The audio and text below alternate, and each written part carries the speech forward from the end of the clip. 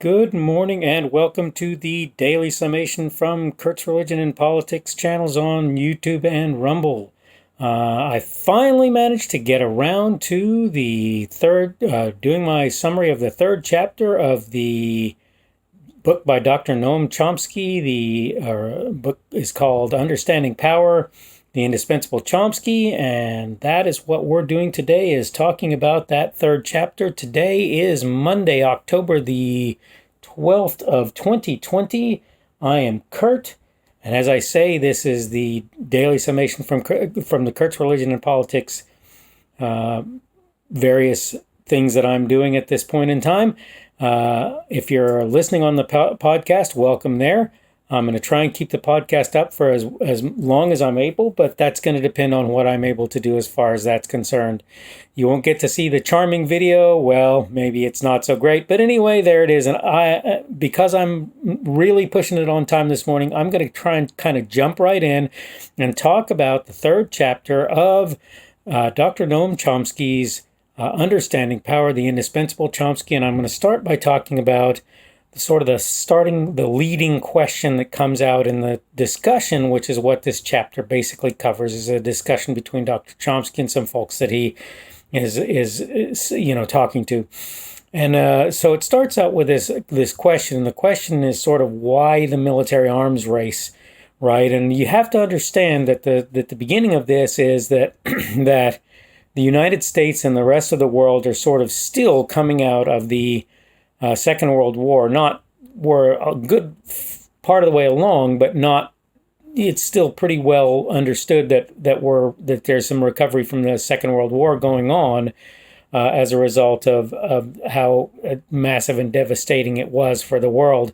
And Chomsky maintains that the Marshall Plan basically failed to resurrect the economies of various countries around the world, and that includes, in his mind, I think, the United States.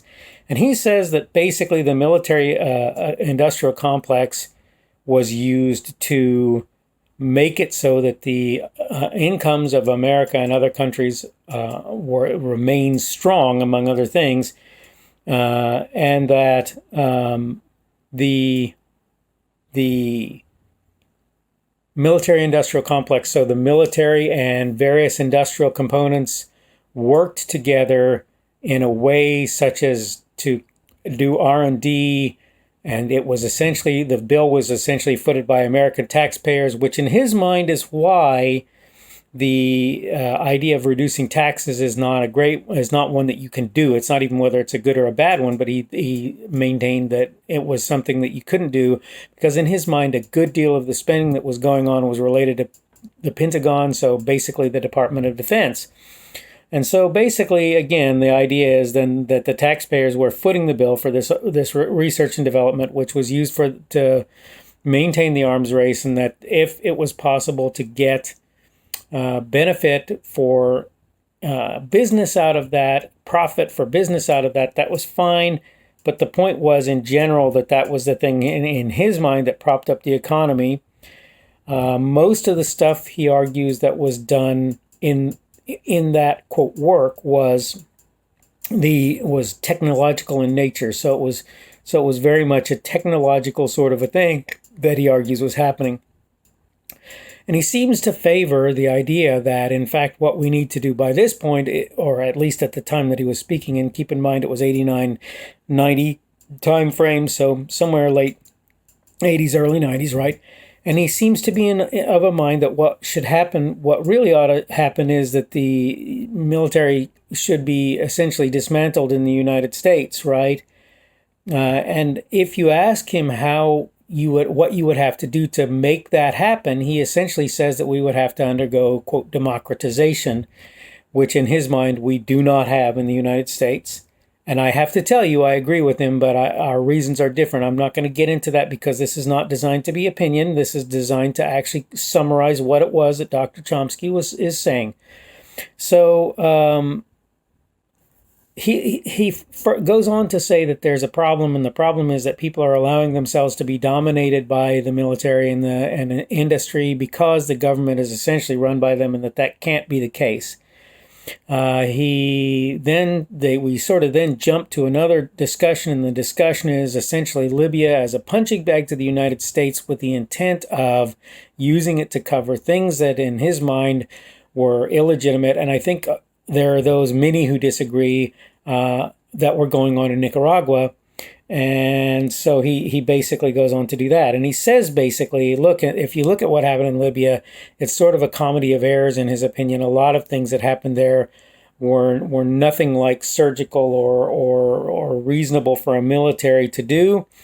And that because the thing that was happening was considered to be basically a counterinsurgency, it wasn't expected to be particularly accurate and he says this happens other places, for example, Grenada. But anyway, it wasn't intended to be particularly accurate or highly functional, right?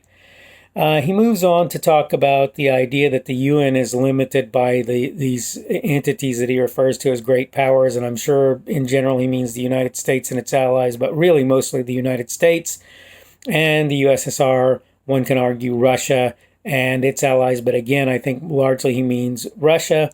And basically he goes on to say that for the most part, what most of the world was doing during that time, during the early time frame of the United Nations, was to just basically follow America's lead. But what happened over the course of time is that a lot of the nation states in that body decided that they were not going to do that and began to regularly vote against the United States.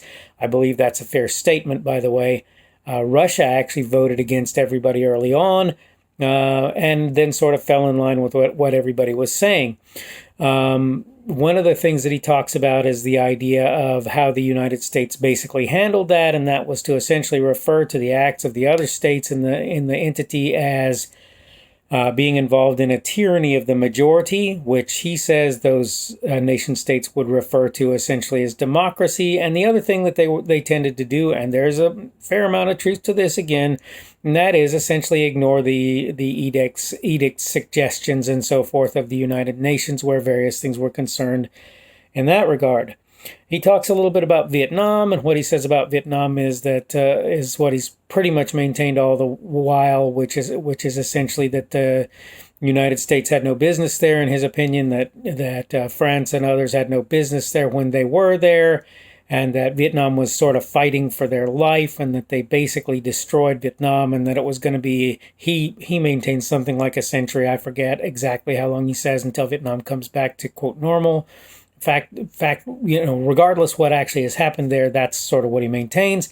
He then goes on to talk about Cambodia and the possibility of a second genocide there because of the fact that the United States essentially was backing Khmer Rouge in that country, and that Pol Pot therefore sort of had free reign in a lot of ways of looking at things.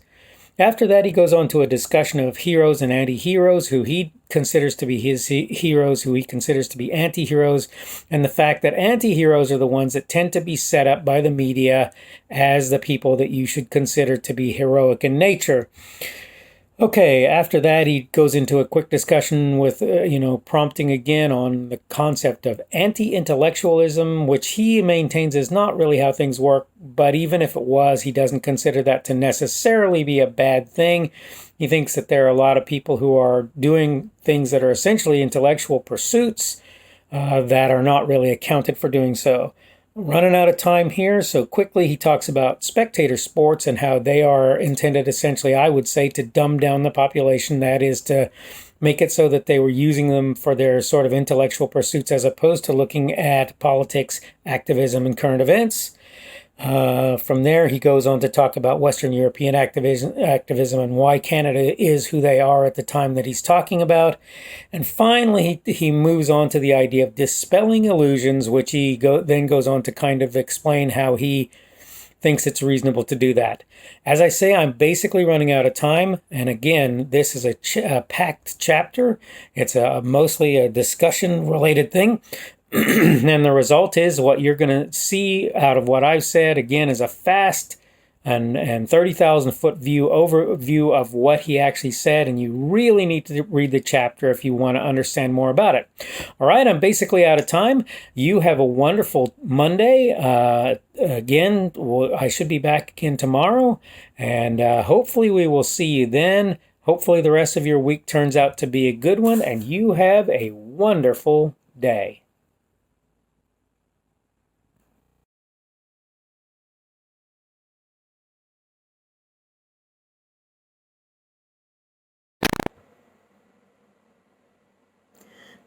Thanks for watching this video. Remember that you can like the video on YouTube, and you can give me a rumble on Rumble if you want to do that.